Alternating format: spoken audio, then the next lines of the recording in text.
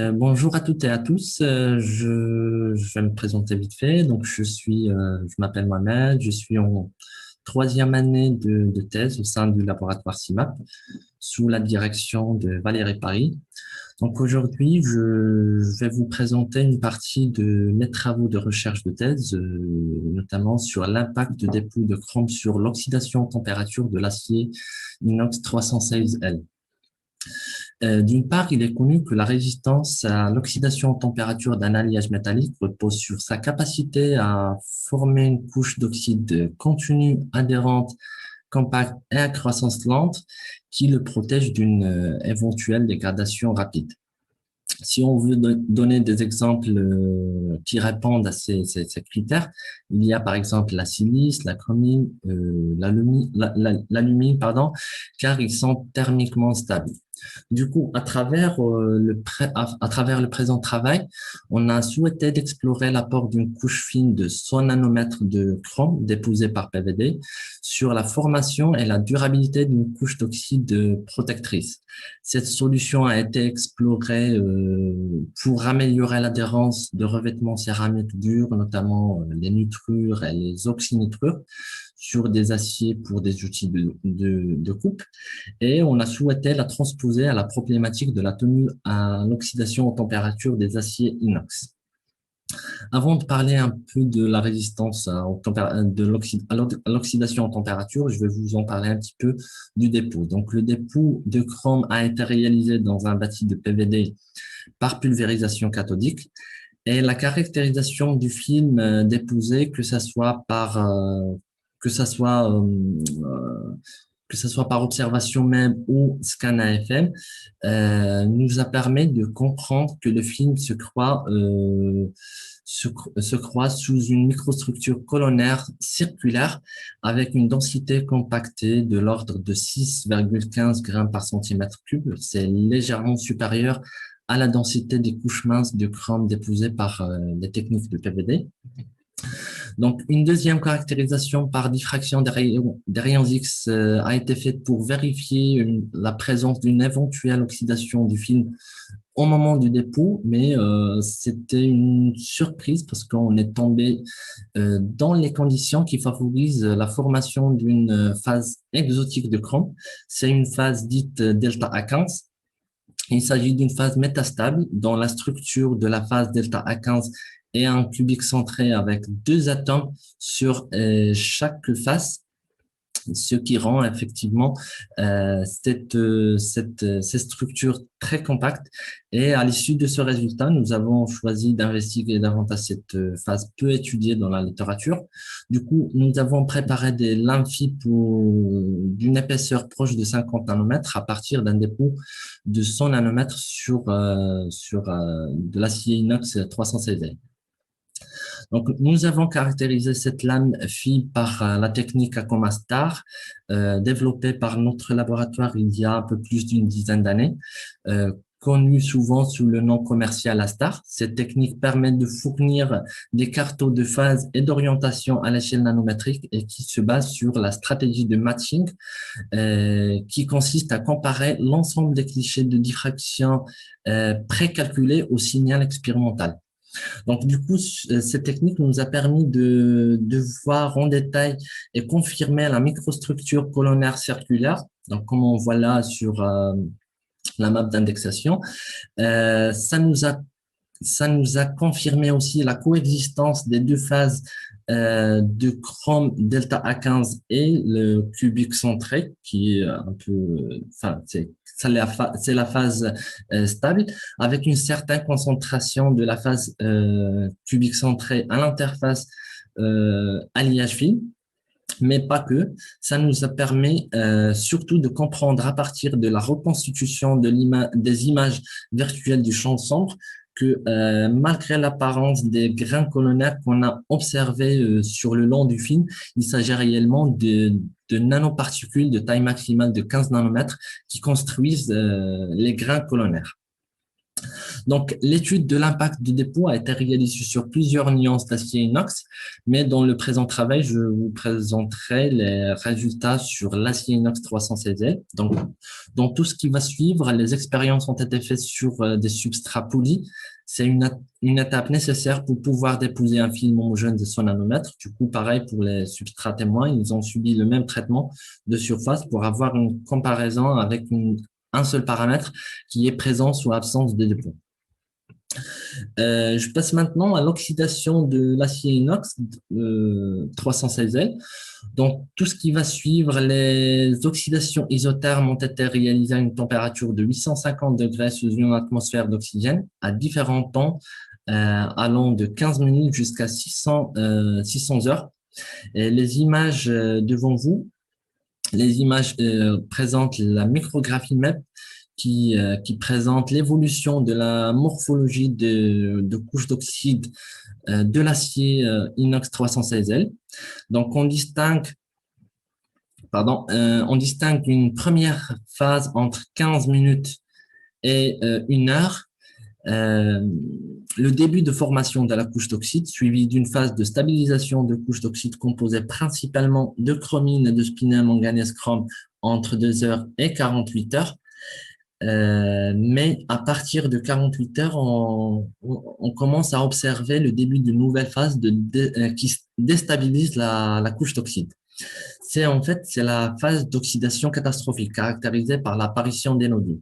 Ces nodules commencent à se former à partir de 72 heures d'oxydation. On continue à se grossir jusqu'à ce qu'ils détruisent la couche protectrice. Donc, et dans des études pareilles d'oxydation température, il est classique de faire une parallèle, je veux dire, une étude micro, une étude thermogravimétrique en parallèle de l'évolution micrographique pour avoir une certaine analyse quantitative. Mais dans mon cas, ça ne serait possible pour la simple raison, mes échantillons sont traités en surface, seulement sur une seule face, et pareil pour les dépôts. Donc, la face où il y a le dépôt se comportera différemment des autres faces et par conséquent, ça faussera l'étude gravimétrique. Du coup, nous avons choisi une autre manière pour réaliser un suivi quantitatif de la cinétique d'oxydation. Cette courbe devant vous présente si on peut commenter, donc la courbe rouge, là, c'est superposé. Donc, la courbe rouge euh, présente l'épaisseur moyenne de la couche d'oxyde en fonction de la durée d'oxydation. Et en bleu, l'épaisseur de la même couche d'oxyde, mais sans tenir compte des nodules d'oxyde de fer qui caractérisent le début d'oxydation catastrophique. Sur cette évolution d'épaisseur, on distingue trois principaux stades. Un premier stade qu'on nomme les premiers instants d'oxydation, suivi d'un stade bistade protecteur où on fait croître la couche jusqu'à ce qu'on atteigne une certaine épaisseur de couche entre 2 et 3 micromètres, composée principalement de chromine. Cette couche de chromine a le caractère de baisser la réactivité de surface grâce à la mauvaise diffusivité de l'oxygène dans l'acromine, mais c'est pas toujours le cas car il y a d'autres paramètres qui peuvent briser cette stabilité de couche, notamment l'appauvrissement en chrome dans l'alliage proche de la surface, ou aussi la création des défauts ponctuels, que ce soit dans l'oxyde ou dans l'alliage, qui poussent le fer à réagir et former l'oxyde de fer.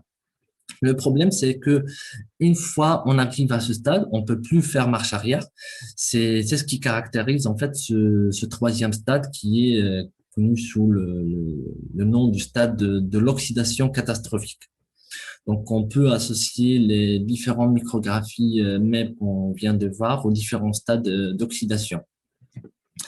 En passant maintenant à l'apport de la couche de chrome déposée, nous avons réalisé des lames fibres pour une observation en thème des couches d'oxyde de chacun des trois stades d'oxydation et leurs équivalents en couche d'oxyde précédemment déposées.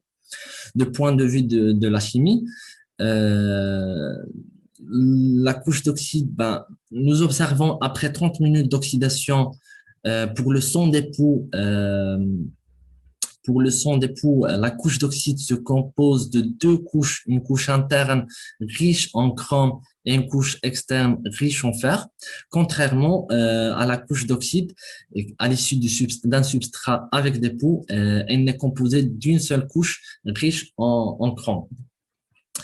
Les spectres Raman nous disent que la zone riche en fer pour le sang d'époux correspond à l'hématite et les zones riches en chrome correspondent à la chromine ou est spinel fer chrome. Pour les substrats avec des poux, on caractérise principalement la chromine avec le début de formation spinel manganèse chrome sous la forme MnCr3 ou 4. Et en montant en durée d'oxydation, on rentre dans le stade protecteur. Après 4 heures d'oxydation pour le son d'époux, on observe que malgré la couche est riche en chrome, mais elle contient quand même un peu du fer, contrairement avec des poux. Le fer reste, là on peut le voir, reste limité dans l'alliage, ce qui nous permet de conclure que la couche déposée de chrome qui s'est vite convertie pendant les premiers instants d'oxydation a immédiatement stoppé la réactivité du fer et joue le rôle protecteur dès les premiers instants. En allant un peu plus loin dans la durée d'oxydation, après 150 heures d'oxydation, on rentre dans le stade où on perd le stade producteur pour le son d'époux par la formation des nodules d'oxyde de fer, contrairement au substrat avec des poux. Même après 150 heures d'oxydation, on observe une limite que le fer n'arrive pas à franchir, qui est l'interface alliage-oxyde, et laisse tout le terrain de la couche d'oxyde à la chromine et spinel manganèse chrome. Et si on revient aux premiers instants d'oxydation, mais cette fois-ci du côté microstructural, grâce à l'analyse à COMTEM, on arrive à tirer deux importantes informations pour le son d'époux. À cette durée d'oxydation, on arrive à distinguer la surface du départ qui est là, vu qu'on est parti d'une surface polymiroir avec une rugosité moyenne de 7 nanomètres. Cette surface de départ se situe à l'interface hématite-chromine, ce qui permet de comprendre que la croissance des deux oxydes se font dans deux sens inverses. La chromine croît en interne et l'hématite croît en externe. Donc, la formation de l'hématite pendant les premiers instants d'oxydation est due à la faible concentration de chrome en extrême surface pendant les premiers instants d'oxydation, bien évidemment. Pour le substrat avec des poux, la couche préalablement déposée forcément se convertira en chromine et qui continuera à croître en interne en jouant en même temps une barrière pour le fer. Et on distingue également la surface de départ qui se situe à l'interface gros grain, petit grain chromine.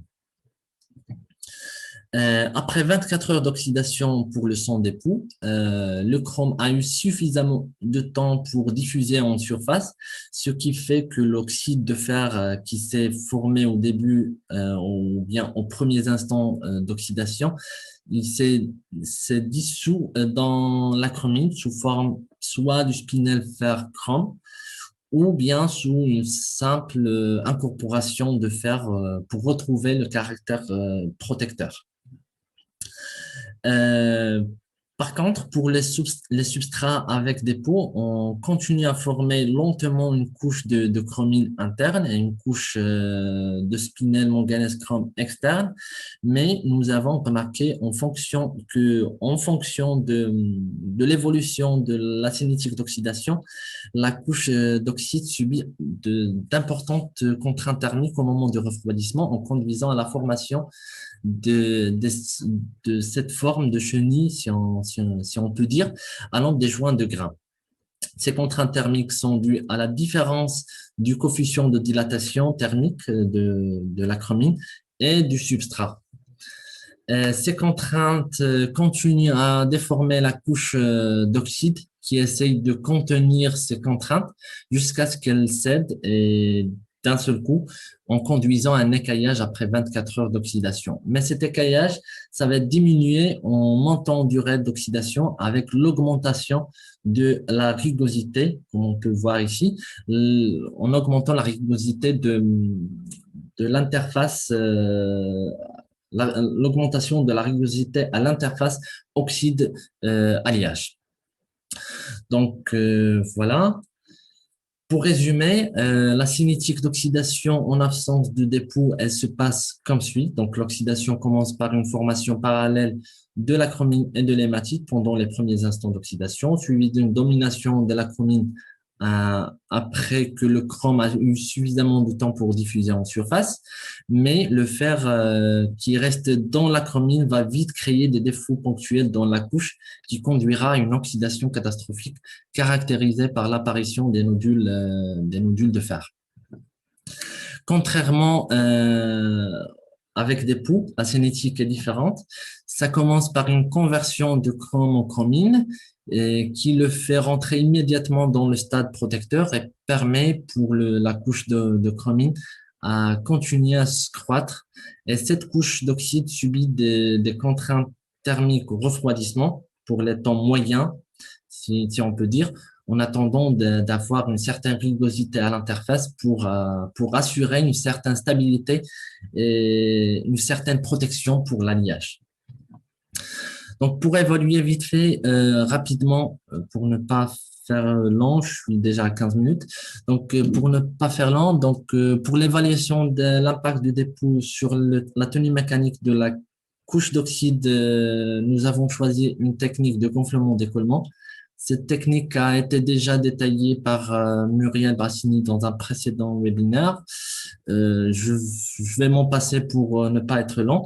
Donc, ce qui nous intéresse surtout, c'est la deuxième phase, c'est le décollement qui nous permet de remonter à l'énergie d'adhérence via l'expression GI, c'est l'énergie d'adhérence, CPH. Donc, P, c'est la pression imposée, H, c'est la hauteur de la cloque. Et C, c'est un paramètre géométrique sans dimension. Cette technique possède un avantage, c'est qu'on peut remonter à l'énergie d'adhérence de manière directe et ça nous épargne de poser plusieurs hypothèses de départ, mais elle a aussi une certaine limite. Par exemple, dans mon cas, je ne pouvais pas l'appliquer sur des couches d'oxyde pour les premiers instants. Car quand je vérifie si l'oxyde s'est décroché du substrat, ben, je trouve que c'est non. Probablement, c'est l'épaisseur qui est très petite d'oxyde ou bien il y a très peu de rugosité en surface. Donc, je n'ai réussi à avoir des résultats significatifs qu'à partir d'un temps d'oxydation de 72 heures. Du coup, à partir de ce test de gonflement-décollement, on peut déduire qu'avec dépôt, il semble que la couche d'oxyde est un peu plus adhérente au substrat sans dépôt. Voilà, donc il y a une petite amélioration. Nous travaillons en ce moment sur des temps très longs pour évaluer si effectivement on arrive à augmenter l'adhérence pour les temps longs. Donc ça, c'est un travail qui est en cours. Et voilà, donc c'est un peu ce qu'il y a. Donc pour ne pas être lent, je vais conclure. Donc ce qu'on peut retenir de cette présentation, c'est qu'il y a un impact positif du dépôt sur les premiers instants d'oxydation par la barrière de chromine qui isole le fer dans le substrat. Aussi, la formation d'une couche protectrice en présence du dépôt est accompagnée d'un affaiblement de la couche conduite par des contraintes thermiques au refroidissement. Et finalement, un impact positif du dépôt. Bon, c'est un léger impact positif du dépôt sur la tenue mécanique de la couche d'oxyde. Donc, je vous remercie